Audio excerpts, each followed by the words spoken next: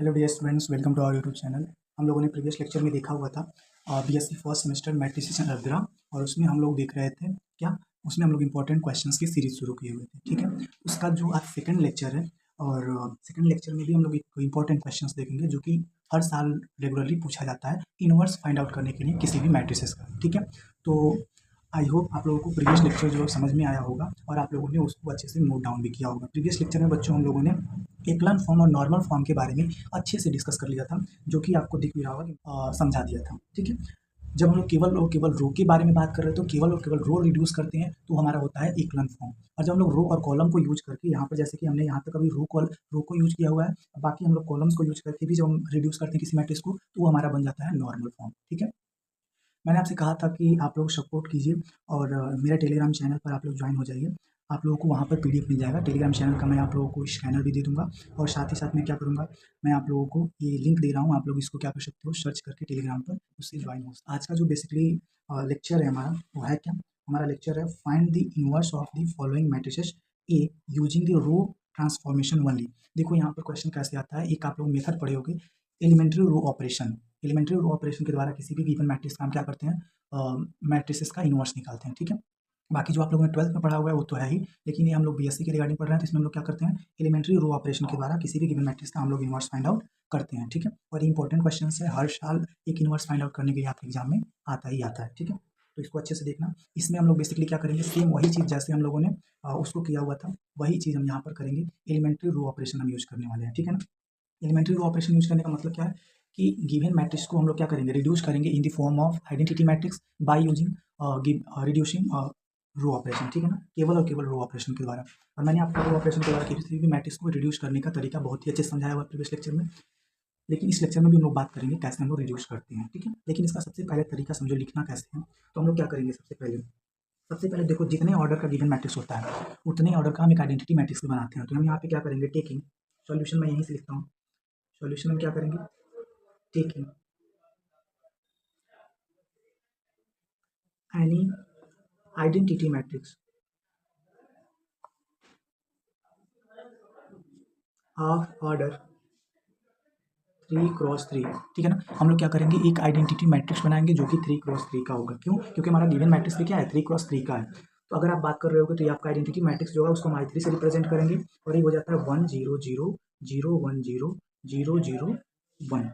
ठीक है, ये आपका आइडेंटिटी मैट्रिक्स बन गया। अब आपको एक चीज़ पता होगा बच्चों, उसमें हम लोग करते क्या है, simply since we know that, यहाँ पर लिख सकते हो सिंस वी नो दैट, हम जानते क्या है, अगर आप करते हो A इंटू ए इनवर्स, आपको क्या मिलता है, आपको मिल जाता है आइडेंटिटी। ठीक है, तो अगर हम इसी फॉर्मूले को यूज करें, थोड़ा सा रिप्लेस करके करेंगे क्या हम लोग, तो A is equals to I into A हम कर लेते हैं अगर, तो हमें क्या मिल जाएगा, अगर आप देखोगे तो ए वाला गिवन मैट्रिक्स क्या है आपका, जो लास्ट में आएगा यही आपका इनवर्स ऑफ ए हो जाएगा। ठीक है, तो हम लोग सिंपल करेंगे क्या, अब इसी फॉर्म में हम लोग इस गिवन मैट्रिक्स को लिखने का प्रयास करेंगे। कैसे लिखोगे, तो सबसे पहले तो आप क्या करोगे, देयरफॉर आपको करना क्या है, जो आपका गिवन मैट्रिक्स है, आपका गिवन मैट्रिक्स दिया क्या है, आपका गिवन मैट्रिक्स दिया हुआ है ए वाला। हम लोग सबसे पहले इसको लिख लेते हैं। आपको लिखना है 1 2 2 2 4 5 3 5 एंड 6। सिंपली यहाँ पर I3 की वैल्यू लिखना है, तो I3 आपका है 1 0 0 0 1 0 एंड दिस विल बी 0 0 1। और ये तो आपका ए इनवर्स है, तो आप इसको एज इट इज रहने दो। ठीक है, अब हम करेंगे क्या, अब इसी मैट्रिक्स को हम लोग सॉल्व करेंगे, इसी इक्वेशन को हम लोग सॉल्व करते जाएंगे बाय यूजिंग रो ऑपरेशन। ठीक है, और इधर वाले मैट्रिक्स को हम लोग आइडेंटिटी मैट्रिक्स बनाएंगे, और उसकी सहायता से जो इधर वाला मैट्रिक्स चेंज होगा, यही मैट्रिक्स आपका क्या हो जाएगा, यही मैट्रिक्स आपका inverse of given this matrix हो जाएगा। ठीक है, तो सिंपली अब हम करने क्या वाले हैं, यूजिंग रो ऑपरेशन। हम यहाँ पर रो ऑपरेशन यूज करेंगे। अगर आप देखोगे तो फर्स्ट रो का फर्स्ट एलिमेंट ऑलरेडी 1 दिया हुआ है, कोई चेंजिंग नहीं करना, सिंपली इसकी सहायता से इन दोनों को 0 बनाना है। तो करोगे क्या, R2 is replacing by R2 minus 2R1, simply R3 is replacing by R3 minus 3R1। ये दोनों चीज़ आपको इसमें करना है, आपको मिल क्या जाएगा, आपका फर्स्ट रो में कोई चेंजिंग नहीं हो रहा है तो आप एज इट इज लिख दो, दिस इज 2। सेकंड रो में फर्स्ट एलिमेंट 0 हो जाएगा, यहाँ पर अगर आप करोगे तो this is with 4 and 4 minus 4 will be 0, and यहाँ पर आपका 4 होगा, बट यहाँ पर आपका वैल्यू बच जाएगा 1। सिंपली यहाँ पर भी 0 हो जाएगा। 5 में से अगर आप करते हो क्या, 6 घटाते हो तो आपको मिल जाएगा दिस विल बी -1, एंड अगर आप यहाँ पर कहो तो 6 और -6 दिस विल बी 0। ठीक है, ये आपका बन गया, इधर वाला मैट्रिक्स रिड्यूस हुआ इन दी फॉर्म। ठीक है, ये आपका बन गया। अब हम नेक्स्ट क्या करने वाले हैं, नेक्स्ट हम लोग बात कर रहे होंगे अगर, तो हम लोग करेंगे इस वाले पर, इसको हम लोग क्या करेंगे, चेंज करेंगे इसी वाले फॉर्म में। उसके लिए हमें मिल क्या जाएगा, सिंपली देखो आपको मिलेगा फर्स्ट रो में कोई चेंजिंग नहीं हो रहा है, सेकंड रो में हम क्या कर रहे हैं, सेकंड रो में हम लोग R2 -2 R1 कर रहे हैं, तो आपको यहाँ पर -2 मिल जाएगा and this will be the 1 and यहाँ पर आपका 0 हो जाएगा। थर्ड रो में हम लोग पहले तो देखो यहाँ पर 0 -3 R1, तो आपको मिल जाएगा दिस विल बी दी -3। उसके बाद क्या मिल जाएगा, 0 -0 मिलेगा एंड 1 -0 दिस विल बी दी 1, तो आपका ये हो गया। नेक्स्ट हम लोग क्या कर सकते हैं, तो नेक्स्ट मैंने आपको बताया था कि अब हम लोग सेकेंड रो का यूज करेंगे, और सेकेंड रो का यूज करके हम लोग क्या करने वाले हैं, सेकेंड रो का यूज करके हम लोग सिंपली इसको आइडेंटिटी के फॉर्म में बनाने वाले हैं। लेकिन अगर एक चीज़ आप ध्यान दो, यहाँ पर जब हमने R2 -2 R1 किया, आपका ये वाला देखो R2 -2 R1, तो ये आपका वैल्यू 0 हो गया। इसको हम लोग एज इट इज़ वैसे ही छोड़ देंगे। अब हम लोग लेके किसको चलेंगे, अब हम लोग इस वाले को लेके चलेंगे, ठीक है। तो इसकी सहायता से अब हम इन दोनों को 0 बनाएंगे, ठीक है। तो सिंपली अब आपको करना क्या होगा, आपको लेके चलना होगा R3। कैसे लेके चलोगे, R3 को आप क्या करोगे, this will be the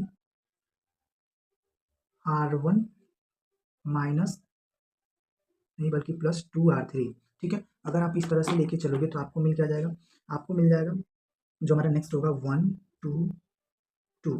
simply देखो हम लोगों ने यहाँ पर R3 का यूज किया हुआ है, यहाँ पर R1 को हम चेंज कर रहे हैं, इसको और इसको 0 बनाने का प्रयास कर रहे हैं। यहाँ पर R1 आपका क्या होगा, रिप्लेस होगा, ठीक है। अब आपको मिलेगा क्या, this will be the 0 and this will be the 0 and this will be दी 1।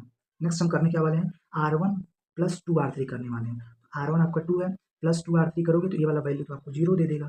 और अगर आप यहाँ पर बात कर रहे हो तो R1 sorry this will be the 0 and this will be दी -1, ठीक है। और यहाँ पर देखो R1 में चेंज हम कर रहे हैं, R1 आपका क्या हो जाएगा, 2R1 + 0R3 that will be the 2 already रहेगा, और ये वाला कोई चेंजिंग इसमें नहीं होगा, ठीक है। सिमिलरली हम इधर चेंज करने वाले हैं, इधर आप कैसे चेंज करोगे, R1 में से आपको क्या करना है, और 3R3 को आपको जोड़ना है, तो आपको मिल जाएगा 2R3 को जोड़ना है, तो आपको हो जाएगा -6 + 1 this will be the -5 and this will be दी 0 0, ठीक है।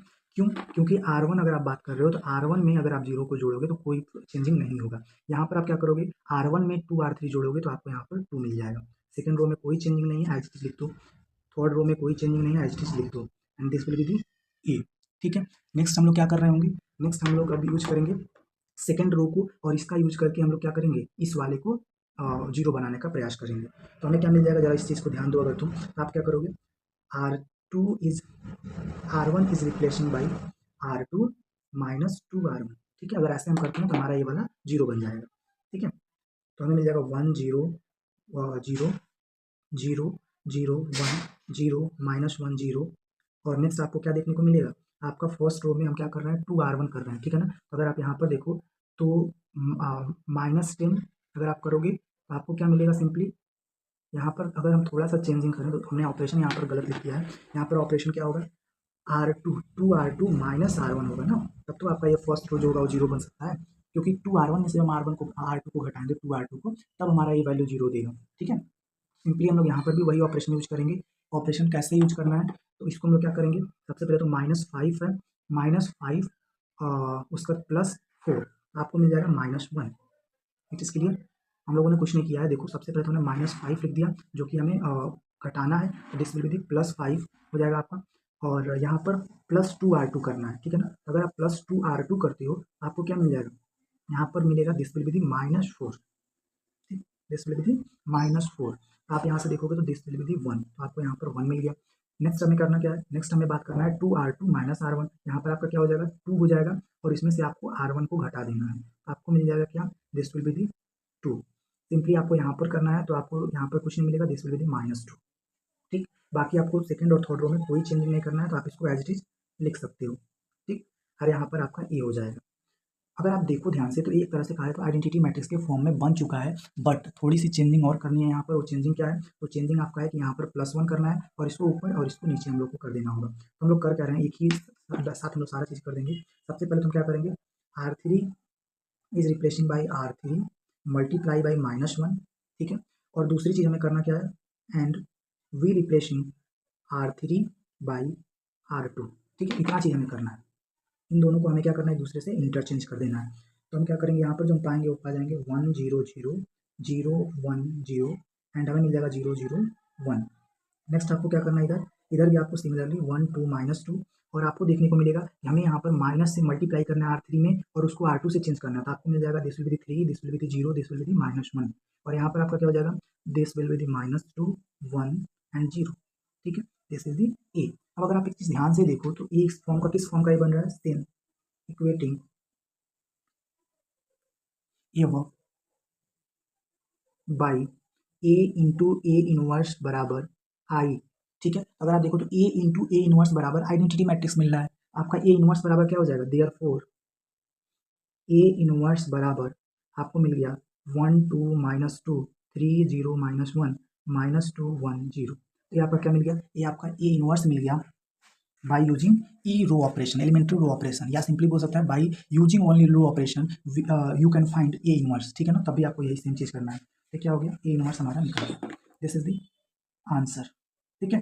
तो हम लोगों ने सिंपली इस लेक्चर में देखा क्या, इस लेक्चर में हम लोगों ने बात किया हुआ है कि किसी भी गिवन मैट्रिक्स को हम लोग क्या कर सकते हैं, कैसे हम लोग उससे एलिमेंट्री रो ऑपरेशन या ओनली कहता है यूजिंग रो ट्रांसफॉर्मेशन, तब भी हम लोग को सेम चीज़ करना है, ठीक है ना। हम लोगों ने इसमें ए इनवर्स फाइंड आउट करने को सीखा with the help of elementary row operation किसी भी गिवन मैट्रिक्स, और मैंने आपको प्रीवियस लेक्चर में क्या किया हुआ है, एलिमेंट्री रो ऑपरेशन के द्वारा किसी भी मैट्रिक्स को सॉल्व करने का तरीका बता दिया है। सबसे पहले हम लोग क्या करते हैं, केवल और केवल रो ऑपरेशन को यूज करते हैं, कैसे, फर्स्ट रो को जो फर्स्ट एलिमेंट है उसको 1 बनाते हैं और उसकी सहायता से गिवन 2 एलिमेंट्स को हम लोग 0 करते हैं, उसके बाद हम लोग सेकंड रो के फर्स्ट एलिमेंट को 1 बनाते हैं और उसकी सहायता से हम लोग गिवन इसको 0 बनाते हैं, केवल और केवल डायगोनल के एलिमेंट्स को हम लोग 1 बनाते जाते हैं और उसकी सहायता से नीचे वाले एलिमेंट्स को हम लोग 0 बनाते जाते हैं, ठीक है ना। और लास्टली हमें करता है row operation, elementary row operation के द्वारा हमें करना है, तो लास्टली हमें क्या करना होगा, जो हमारा इधर मैट्रिक्स हम लोगों ने ए लेकर के चला हुआ था, इसको हम लोग को चेंज करना होगा इन the form of identity matrix, ठीक है। इधर आपका बन जाएगा ए इंटू ए इनवर्स के फॉर्म में और बाकी आपका हो जाएगा आइडेंटिटी, आपको जो ये सिंपली यहाँ पर जो मैट्रिक्स मिलेगा वही आपका ए इनवर्स हो जाता है। क्वेश्चन में देखते हैं, नेक्स्ट क्वेश्चन आपका सेम ही टॉपिक से है, मैट्रिक्स अलजेब्रा से ही है, और उसमें हम लोगों का क्या है, देता है कोई भी एक सिस्टम ऑफ लीनियर इक्वेशन दे देता है और कहता है कि find out the value of x y z and या तो हमें प्रूफ करने लेता है कि given system is consistent or inconsistent, ठीक है। तो सबसे पहले क्वेश्चन पर बढ़ने से पहले आप लोगों को फिर बार मैं बता देता हूँ कि आप लोगों को अगर पीडीएफ चाहिए तो मेरे टेलीग्राम चैनल को आप लोग ज्वाइन कर सकते हैं, @मैथ्स शिवम के नाम से है, आप लोग इसको जाकर के टेलीग्राम पर सर्च करके चैनल को सब्सक्राइब कर लेना और वहाँ पर इसका सारा का सारा लिंक आप लोगों को, सारा का सारा पीडीएफ जो है इस टॉपिक से रिगार्डिंग जो भी हम लोग यहाँ पर पढ़ रहे हैं हम लोग वहाँ पर प्रोवाइड करेंगे, ठीक है। तो क्वेश्चन पर बढ़ने से पहले हम लोग कॉन्सेप्ट समझते हैं कि कॉन्सेप्ट कहता क्या है। अगर इस कॉन्सेप्ट को आप लोग समझ लेते हो तो इससे रिलेटेड जितने भी क्वेश्चन एग्जाम में आएंगे आप लोग बहुत ही आसानी से कर सकते हो, क्योंकि मैंने इसीलिए एकलन फॉर्म का क्वेश्चन और नॉर्मल फॉर्म का क्वेश्चन सबसे पहले लिया था, क्योंकि उसमें रैंक आता है और रैंक के रिगार्डिंग मैट्रिसेस के ऑल क्वेश्चन सॉल्व हो जाते हैं जो भी एग्जाम में पूछे जाते हैं, ठीक है ना। तो आप लोगों ने रैंक का कॉन्सेप्ट पढ़ लिया है, अब सिंपल सा हमें करना क्या है, सिस्टम ऑफ लीनियर इक्वेशन के कॉन्सेप्ट को थोड़ा सा समझना होगा कि सिस्टम हमारा कंसिस्टेंट कब होता है और इनकंसिस्टेंट कब होता है, ठीक है। सबसे पहले ये समझो कि सिस्टम दो तरीके से होता है, एक होता है homogeneous system of linear equation और दूसरा होता है non homogeneous system of linear equation, ठीक है। उसमें क्या होता है, system of homogeneous linear equation जो होता है उसमें ए एक्स बराबर 0 के फॉर्म का होता है, दैट मीन्स अगर बात करें हम तो देखो यहाँ पर जो दिया हुआ है ना ये इक्वेशन, इसमें क्या होता है, ये वाली जो वैल्यू होती है सारी की सारी 0 होती है, यहाँ पर कोई भी कांस्टेंट टर्म नहीं होता है जो कि अननोन वेरिएबल के साथ नहीं, जैसे देखो यहाँ पर अननोन वेरिएबल्स कितने हैं, एक्स वाई और जेड जो है 3 अननोन वेरिएबल्स हैं, और इसके अलावा अगर देखोगे तो आप एक कांस्टेंट टर्म दिया हुआ है जो किसी भी अननोन वेरिएबल्स के साथ जुड़ा नहीं हुआ है, तो इसके जगह पे क्या होगा, होमोजीनियस में 0 होगा, ठीक है ना। दूसरी चीज़, अगर मान लो कहता है ए एक्स बराबर बी के फॉर्म में दिया, दैट मीन्स अगर ये अननोन वेरिएबल के अलावा कोई कांस्टेंट दिया हुआ है जो कि 0 नहीं है, नॉन जीरो कांस्टेंट दिया हुआ है, तो उस टाइप के सिस्टम ऑफ लीनियर इक्वेशन को हम क्या बोलते हैं, non homogeneous system of linear equation कहते हैं, ठीक है। आप लोग को समझ में आ गया वो homogeneous system of linear equation क्या होता है और non homogeneous system of linear equation क्या होता है। आगे हम लोग बढ़ेंगे तो हम लोग कहते हैं कि जो system of homogeneous linear equation होता है वो हमेशा एक सॉल्यूशन अपने अंदर एग्जिस्ट कराता है, और इस टाइप के सॉल्यूशन को हम कहते हैं सिस्टम इज कॉन्सिस्टेंट। अब यहाँ पर आपको समझ में आ रहा होगा जो भी सिस्टम ऑफ लीनियर इक्वेशन अगर अपने अंदर सॉल्यूशन को हमेशा एग्जिस्ट कराता है या एग्जिस्ट हो रहा है सॉल्यूशन, तो हम कहेंगे उस टाइप का सिस्टम ऑफ लीनियर इक्वेशन को consistent system of linear equation, ठीक है। और अगर मान लो नॉन होमोजीनियस है तो उसमें हमें चेक करना पड़ता है कि वो system of linear equation solution रखता है या नहीं रखता है। तो इस टाइप के जो सिस्टम ऑफ लीनियर इक्वेशंस होते हैं उसमें कॉन्सिस्टेंट हो भी सकता है और नहीं भी हो सकता है, ठीक है, दोनों केस होते हैं। जो आपका सिस्टम ऑफ कंसिस्टेंट होते हैं या जो हम बोल सकते हैं homogeneous system of linear equation होते हैं, अब कंसिस्टेंट होने में भी दो कंडीशंस आते हैं। सबसे पहला तो ये होता है कि एक्स वाई जेड की जो वैल्यू है यूनिक आ जाए, केवल और केवल एक वैल्यू है, ठीक है। दैट मीन्स एक्स की कोई एक पर्टिकुलर वैल्यू है, वाई की कोई एक पर्टिकुलर वैल्यू है और जेड की कोई एक पर्टिकुलर वैल्यू है, तो उसे हम यूनिक सॉल्यूशन बोलते हैं। और वो किस केस में होता है, आप लोगों ने रैंक निकालना पड़ लिया है, तो रैंक ऑफ अगर गिवन मैट्रिक्स मान लो हम इसको भी मैट्रिक्स के फॉर्म में चेंज करेंगे, तो अगर मान लो रैंक ऑफ ए क्या हो जाए, नंबर ऑफ अननोन वेरिएबल्स के इक्वल हो जाता है तो हम कहते हैं कि जो हमारा given system of linear equation है वो यूनिक सॉल्यूशन देता है। दूसरा हम बात करते हैं इनफाइनाइटली मेनी सॉल्यूशन की। तो अगर मान लो रैंक ऑफ ए जो है less than number of unknown variables हो जाता है तो उस कंडीशन में हम कहते हैं हमारा given system of linear equation क्या होगा, वो हमारा देगा इनफाइनाइटली मेनी सॉल्यूशन। ठीक है, नेक्स्ट हम बात कर रहे होंगे non homogeneous system of linear equation में। तो इसमें सॉल्यूशन एग्जिस्ट भी करता है और नहीं भी करता है, नो सॉल्यूशन भी होता है। तो उसका केस क्या होता है सॉल्यूशन एग्जिस्ट करने का, तो अगर rank of A is equal to rank of A भी होता है, आप लोगों ने ऑगमेंटेड मैट्रिक्स पढ़ा होगा, तो रैंक ऑफ ए भी क्या हो जाएगा। अभी हम लोग जब क्वेश्चन इसको करेंगे आप देखो कि रैंक ऑफ ए बी को हम लोग कैसे निकालते हैं। ठीक है ना, ये आपका हो गया आपका रैंक ऑफ ए बराबर रैंक ऑफ ए बी अगर होगा तो हम कहते हैं सिस्टम हमारा सॉल्यूशन एग्जिस्ट कराएगा, और इस टाइप का सिस्टम जो होता है वो कंसिस्टेंट सॉल्यूशन देता है। ठीक है, rank of A not equal to rank of A B होगा, ठीक इसका उल्टा, तो हम कह देंगे नो सॉल्यूशन होता है। यूनिक सॉल्यूशन की हम बात करें सिस्टम ऑफ सॉल्यूशन वाले में, तो यूनिक सॉल्यूशन और इनफाइनाइटली मेनी सॉल्यूशन होता है। उसके लिए क्या कहेंगे, rank of A is equal to rank of A B होना चाहिए, या तो इक्वल टू क्या होना चाहिए नंबर ऑफ अननोन। ये तीनों अगर फॉलो हो रहा है तो फिर हम कहेंगे हमारा गिवन जो सिस्टम सॉल्यूशन दे रहा है वो यूनिक सॉल्यूशन देगा। दूसरी चीज हम बात कर रहे थे इनफाइनाइटली मेनी सॉल्यूशन की। इनफाइनाइटली मेनी सॉल्यूशन हम बात करेंगे तो कहते हैं rank of A is equal to rank of augmented matrix is less than number of unknown variables होता है, तो हमारा गिवन सिस्टम जो सॉल्यूशन एग्जिस्ट करा रहा है वो इनफाइनाइटली मेनी सॉल्यूशन होता है। ठीक है, अब चलो हम लोग सबसे पहले तो समझते हैं ऑगमेंटेड मैट्रिक्स होता क्या है।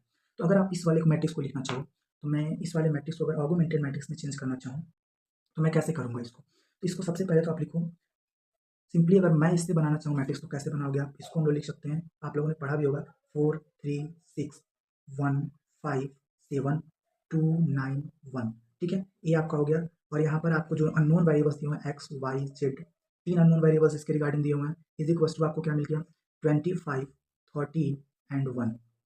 ठीक है, ये आपका किसके फॉर्म में बन गया, ये आपका बन गया ए एक्स बराबर बी के फॉर्म का, ए एक्स बराबर बी के फॉर्म का, which is non homogeneous system of linear equation. ठीक है ना, तो ये आपका क्या हो गया non homogeneous system of linear equation बन गया। अब हम इसका क्या करेंगे, अब हम इसका आर्गुमेंटेड मैट्रिक्स निकालने का प्रयास करेंगे। तो आर्गुमेंटेड मैट्रिक्स क्या होता है, सिंपली आपको पता है कि आपका आर्गुमेंटेड मैट्रिक्स होता है अगर हम ए और बी को दोनों को एक साथ ले लें, कैसे, जैसे कि हम लोगों ने यहाँ पर लिखा हुआ है, हम सिंपली करेंगे क्या इसका, देयरफॉर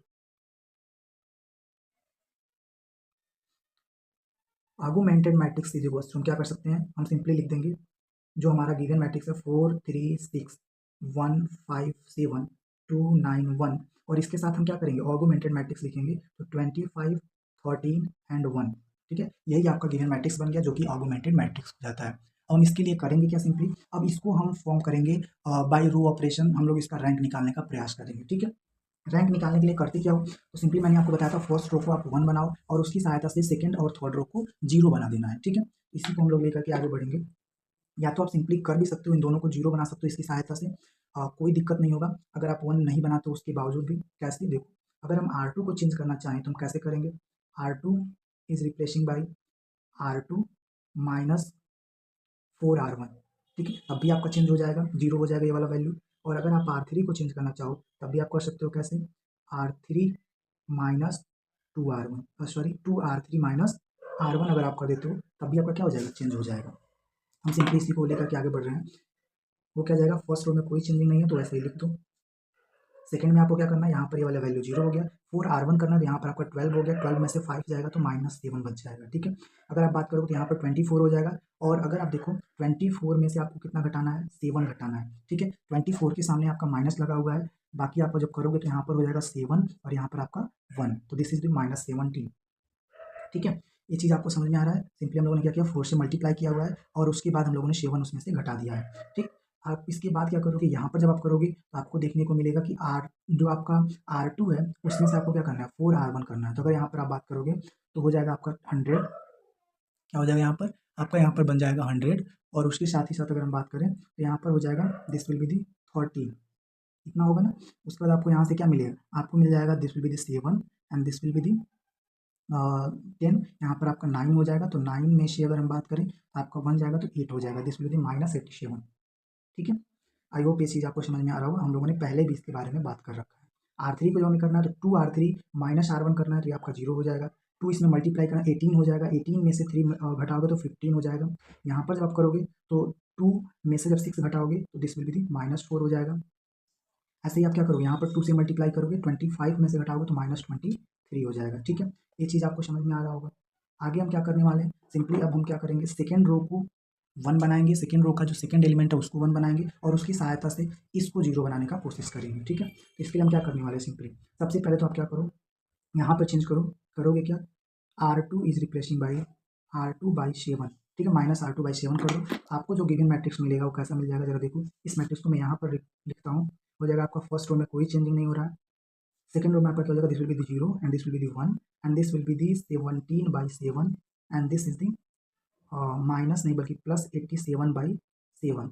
ठीक है, नेक्स्ट क्या हो जाएगा, नेक्स्ट आपका हो जाएगा 0, 15 and this is the -4 and उसके बाद आपका बचेगा दिस इज द -23। ठीक, अब हम करने क्या वाले हैं, इसके बाद R3 का जो सेकंड एलिमेंट है उसको हम लोग 0 बनाएंगे with the help of this element. तो हम लोग इसके लिए क्या करने वाले हैं, R3 इज रिप्लेसिंग बाई, कैसे रिप्लेस हो रहा है, R3 को हम लोग घटा रहे हैं किस में से, 15 R2 में से। ठीक है, ये चीज़ आपको समझना है। ठीक, तो आपको क्या करना है, सिंपली R3 को घटाना था, R2 में से आपने घटा दिया। आपको मिलेगा क्या, जो नेक्स्ट मिलेगा, तो आपको मिल जाएगा 4, 3, 6 एंड दिस इज द 25।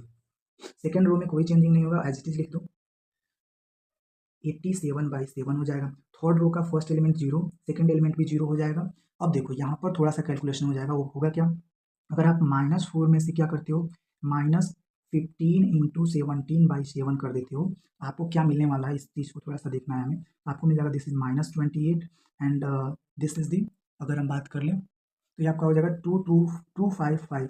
ठीक है, ये आपका 255 हो जाएगा और बाई हो जाएगा आपका 7। ठीक है, और अगर आप इसको थोड़ा सा और सॉल्व करते हो तो आपको मिल जाएगा 3 और 5 to 7 एंड 1 अगर हम जोड़ दें तो इसमें हो जाएगा आपका 8 एंड दिस विल बी दी 2, 283 हो गया माइनस साइन के साथ। आगे अगर हम बात कर रहे हैं दिस विल बी दी 7, तो आपको मिल गया यहाँ पर क्या, -283/7। नेक्स्ट आपका क्या देखने को मिला, नेक्स्ट आपको देखने को मिलेगा यहाँ पर कि हम लोग को क्या करना है, 23 में से -23 और उसके आगे में क्या करना है, -15 × 87/7 हमें करना है। यहाँ तक आपको क्लियर होगा कि हम लोग इतना करने वाले हैं। तो अगर आप इतना करोगे तो आपको देखने को क्या मिलेगा, मैं इसको डायरेक्टली सॉल्व करके लिखता हूँ, ये आपको दे देगा -1466/7। ठीक है ना, इतना जब आप सॉल्व करोगे इसको तो आपको इतना मिलेगा।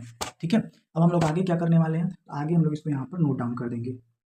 ठीक है, अब आप देखो कि आपने क्या कर दिया, जो आप लोगों ने मैक्सिमम कोशिश किया था नंबर ऑफ रोज को 0 बनाने का, वो यहाँ तक कंप्लीट हो गया। इसके आगे हम लोग कुछ भी कर लें, जो नंबर ऑफ रोज होंगे वो कभी अब इससे ज़्यादा 0 नहीं हो सकते हैं। अगर आप देखो तो यहाँ पर रैंक ऑफ ए कितना हो जाएगा, तो आपका ये जो यहाँ तक का मैट्रिसेस है वो आपका ए है। आप यहाँ पर लिख सकते हो रैंक ऑफ ए बराबर आपका 3 है। ठीक है, और अगर आप रैंक ऑफ ऑगमेंटेड मैट्रिक्स की बात करते हो तो आपको देखने को मिलेगा ये पूरा का पूरा मैट्रिक्स क्या है, रैंक ऑफ ऑगमेंटेड मैट्रिक्स है। और यहाँ पर नंबर ऑफ नॉन जीरो रो कितने हैं, 1 2 3 रो हैं जो कि नॉन जीरो हैं। ठीक है, तो हम इसको मिल जाएगा रैंक ऑफ ए बी की जो हम बात कर रहे हैं वो हमारा 3 हो जाएगा। ठीक है, और नंबर ऑफ अननोन वेरिएबल्स कितने हैं ये भी ध्यान रखो, आपको यहाँ पर गिवन है नंबर ऑफ अननोन वेरिएबल्स। देखो एक्स वाई और जेड जो है वो आपके नंबर ऑफ अननोन वेरिएबल्स हैं, तो यहाँ पर आपको कितने मिल जाएंगे, number of unknown variables, number of unknown variables is equals to A भी आपका 3 हो जाएगा। तो अगर आप देखो तो आपका ये वाला कंडीशन फॉलो हो रहा है, कौन सा condition, rank of A is equals to rank of A B is equals to number of unknown variables. That means क्या है, यह जो सॉल्यूशन है वो एग्जिस्ट करेगा और उसके साथ ही साथ यूनिक सॉल्यूशन एग्जिस्ट करेगा। ठीक है ना, तो आप यहाँ पे लिख सकते हो, यहाँ पर लिखोगे क्या, since rank of A is equals to rank of A B is equals to number of unknown variables is equals to 3, therefore system will be consistent and having a unique solution। ठीक है, आपको सबसे पहले जो question में proof करना था वो यही करना था। देखो यहाँ पर लिखा भी है कि show that the following system of equation are consistent. आपका फर्स्ट पार्ट यहाँ पर प्रूफ हो जाता है कि जो हमारा गिवन सिस्टम है वो इस चीज़ को फॉलो कर रहा है, rank of A is equals to rank of A B is equals to number of unknown variables, then therefore we will say that कि जो हमारा सिस्टम है वो कॉन्सिस्टेंट है। और एक चीज़ हम लोग को और क्लियर हो गया कि जो रैंक है वो नंबर ऑफ अननोन वेरिएबल्स के इक्वल है, दैट मीन्स हमारा जो सिस्टम होगा यूनिक सॉल्यूशन देगा। तो यहाँ पर आपका क्वेश्चन का फर्स्ट पार्ट प्रूफ हो जाता है, यहाँ पर आप लिख भी सकते हो फर्स्ट पार्ट प्रूव्ड। ठीक है, नेक्स्ट हम लोग क्या कर रहे होंगे, अब गिवन सिस्टम का हम लोग बनाएंगे और सॉल्यूशन एक्स वाई और जेड की वैल्यू हमें निकालना है, क्योंकि यहाँ पर लिखा हुआ है find out the value of, यहाँ पे कह रहा है find out the value of x y और जेड। ठीक है, तो हम लोग इसका वैल्यू निकालने वाले। अब हम लोग इसके सॉल्यूशन के लिए क्या करेंगे, एक्स वाई जेड के लिए हम लोग इसको अब अलग अलग कर लेंगे किस फॉर्म में। अब हम लोग फिर से इसको इस वाले को हम लोग लिख लेंगे किस फॉर्म में, इस वाले फॉर्म में हम लोग लिख लेंगे ए एक्स बराबर बी वाले फॉर्म में हम लोग इस तरह से लिख लेंगे किस मैट्रिक्स को, जो हमारा लास्टली रिड्यूस होकर के ये वाला मैट्रिक्स है इसको हम लोग उस फॉर्म में लिखेंगे। ठीक है, हम लोग चलो इसको उस फॉर्म में लिख लेते हैं, उसके बाद मैं आपसे मिलता हूँ।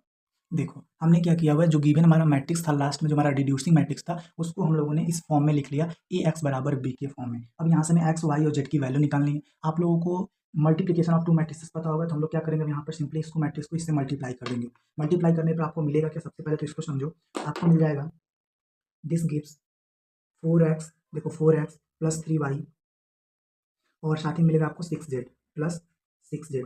नेक्स्ट आप करोगे तो आपको मिलेगा 0x plus Y plus 17/7z और आगे आपको मिल जाएगा 0x plus 0y minus 283/7z is equal to आपको मिलेगा क्या 2587/7 एंड माइनस 1466/7। कंपेयर कर दोगे आप, देखो ए भी एक कॉलम में बन गया और ए भी एक कॉलम में मैट्रिक्स बन गया। ठीक है, आप क्या करोगे, इन दोनों को कंपेयर कर दोगे, तो कंपेयरिंग एबव मैट्रिक्स वी है, हम पाएंगे क्या, हमें मिल जाएगा सबसे पहले तो नीचे वाले को देखो या ऊपर वाले से पहले सबसे पहले करो, तो 4x plus 3y plus 6z बराबर 25 आपको मिल गया। नीचे मिला आपको y plus 17/7z is equal to 87/7। Next आपको क्या मिल गया, आपको मिल गया minus 283/7z is equal to minus 1466/7 मिल गया। ठीक है, यहाँ तक क्लियर है। This is equation number 1, this is equation number 2 and this is equation number 3। हम करेंगे क्या, यहाँ पर देखो आप जेड की वैल्यू निकाल सकते हो, 7 से 7 ऑटोमेटिक कट जाएगा, आपको मिल क्या जाएगा फ्रॉम इक्वेशन 3, इक्वेशन 3 से हम पा सकते हैं क्या minus 283z is equal to minus 1466 और अगर आप यहाँ से जेड की वैल्यू निकालोगे तो बच जाएगा आपको 466 और 283। चलो ठीक है, तो आप लोगों को यहाँ तक जेड की वैल्यू मिल गया। अब हम इसको कैलकुलेशन थोड़ा लॉन्ग हो जाएगा बट इसको मैं काट नहीं रहा हूँ, आप लोग अगर कट जाएगा तो आप लोग काट भी सकते हो। अब हम लोग क्या करेंगे, इसी जेड की वैल्यू को उठा करके इक्वेशन 2 में पुट कर देंगे। यहाँ पर आप लिख सकते हो कैसे, putting value of z in two, जो सेकेंड इक्वेशन है, हम क्या पाएंगे, हमें मिल जाएगा y प्लस 17/7 इंटू 1466/283 माइनस 87/7 हो जाएगा। ठीक है, और यहाँ से आपको जो y की वैल्यू मिलेगी वो मिल जाएगी 87/7, मैंने पहले से कैलकुलेट करके रखा हुआ है, वो आपका मिल क्या रहा है, तो आपको मिल जा रहा है 24922/1981। ठीक है, ये आपको मिल रहा है यहाँ पर, और इस वाली चीज़ को हम लोगों ने क्या किया, इसको हम लोगों ने इस साइड पक्षांतर कर दिया है। ठीक है, अब हमें यहाँ से y की जो वैल्यू मिले इसको सॉल्व करने पर लास्टली में मिल रही है 2104/13867। ठीक है, यहाँ पर आपको y और z की एक एक वैल्यू मिल गई है। ठीक है, आप लोग इसको काट कर भी कर सकते हो, काटने में थोड़ा टाइम ज़्यादा होगा और फिर जो वीडियो होगा लॉन्ग हो जाएगा, इसलिए मैं इसको काट नहीं रहा हूँ। अब क्या करोगे, putting value of y and z in first we have value of x, हम क्या मिल जाएगा, हमें एक्स की वैल्यू मिल जाएगा। ठीक है, आपको एक्स की वैल्यू क्या कर लेना है, फाइंड आउट कर लेना है। इस तरह से आपको क्या मिल गया, एक्स वाई और जेड की जो है वैल्यू मिल गई, और वो भी देखो एक एक की वैल्यू मिली, यूनिक वैल्यू मिला, किसी और वेरिएबल पे डिपेंडेंट नहीं है। इस तरह से हम कह सकते हैं कि जो हमारा वैल्यू था, जो हमारा सिस्टम ऑफ लीनियर इक्वेशन था जो दिया हुआ था, given system of linear equation, वो क्या हो गया, अपना एक सॉल्यूशन रखता है, और सॉल्यूशन रखने के साथ साथ कॉन्सिस्टेंट है, कॉन्सिस्टेंट होने के साथ साथ यह एक यूनिक सॉल्यूशन रखता है, जो कि एक्स वाई और जेड की जो वैल्यू है वो हमें देखो यहाँ पर देखने को मिल रहा है, एक यूनिक वैल्यू हमें दे रहा है। ठीक है ना, और आप इसको क्या कर सकते हो, इसको सिंपली आप काट भी सकते हो, आप लोग कैलकुलेशन छोटा कर सकते हो, वीडियो लॉन्ग हो जा रहा है इसलिए मैं इसको काट नहीं रहा हूँ। ठीक है ना, बाकी आप लोगों को सबसे जो इंपॉर्टेंट चीज़ था, कॉन्सेप्ट था, वो यहाँ पर मैंने आपको दे दिया है कि कोई भी सिस्टम ऑफ लीनियर इक्वेशन जो होता है वो दो तरह से होता है, homogeneous system of linear equation and non homogeneous system of linear equation. ठीक है, ए एक्स बराबर 0 के फॉर्म का होगा तो system of homogeneous linear equation होता है, ए एक्स बराबर बी के फॉर्म का होगा तो नॉन होमोजेनियस होता है। ठीक है, और सिस्टम ऑफ होमोजेनियस जो इक्वेशन होता है वो हमेशा अपना एक सॉल्यूशन एग्जिस्ट कराता है, बाकी नॉन होमोजेनियस जो होता है वो सॉल्यूशन एग्जिस्ट नहीं कराता है, करा भी सकता है और नहीं भी करा सकता है। बाकी ये दो कंडीशंस हैं, और यहाँ पर भी दो कंडीशंस हैं जो कि मैंने आप लोगों को अच्छे से बता दिया, और यही आपका क्या करेगा, बहुत अच्छा से रोल प्ले करेगा किसको, किसी भी सिस्टम ऑफ लीनियर इक्वेशन को सॉल्व करने का। आपका आंसर हो गया, आप लोग एक्स और वाई जेड की वैल्यू मिल गई। मिलते हैं नेक्स्ट लेक्चर में नेक्स्ट क्वेश्चन के साथ, जो कि आपके एग्जामिनेशन पॉइंट ऑफ व्यू से इंपॉर्टेंट होगा। तब तक आप लोग चैनल को सब्सक्राइब कीजिए, मिलते हैं नेक्स्ट लेक्चर में, पढ़ते रहिए, धन्यवाद।